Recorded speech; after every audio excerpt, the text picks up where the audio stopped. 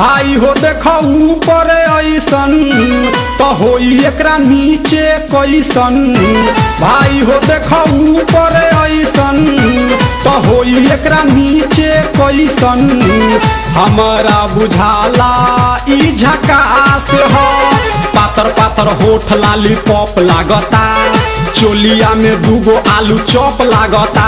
आ एक नंबर माल जिला टॉप लागता, आ एक नंबर माल जिला टॉप लागता। आ पतली कमरिया लापालॉप लागता। भाई हो देखो ऊपर ऐसन तो होई एकरा नीचे कैसन। हमारा बुझाला ई झकास है।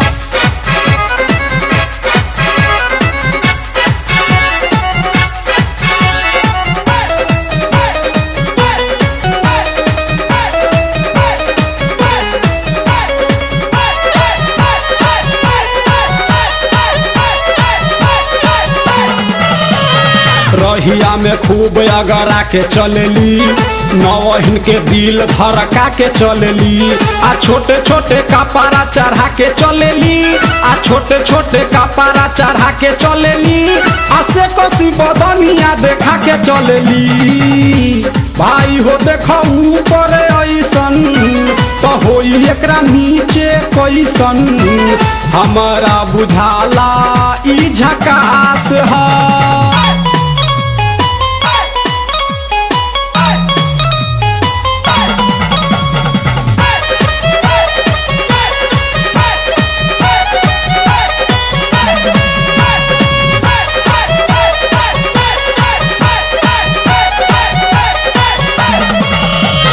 सोलह साल के एज में बेजोर लागेली, देखो देखो चांद ई चकोर लागेली।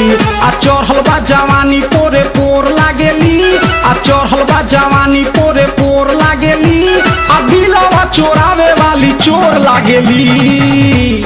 भाई हो देखो ऊपर ऐसन तो होई एकरा नीचे कैसन। हमारा बुझाला ई झकास है।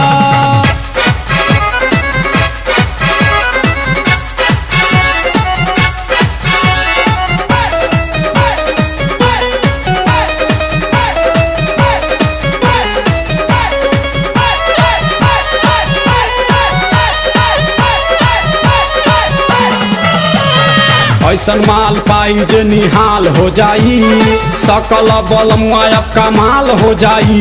आ फिर जेल जाए के सवाल हो जाई, आ फिर जेल जाए के सवाल हो जाई। आ लागता ई गाना पर बवाल हो जाई। भाई हो देखो ऊपर ऐसन तो होई एकरा नीचे कैसन। हमारा बुझाला ई झकास है। पातर पातर होठ लाली पॉप लागता, चोलिया में दूगो आलू चॉप लागता। आ एक नंबर माल जिला टॉप लागता, आ एक नंबर माल जिला टॉप लागता। आ पतली कमरिया लापालॉप लागता। भाई हो देखो ऊपर ऐसन तो होई एकरा नीचे कैसन। हमारा बुझाला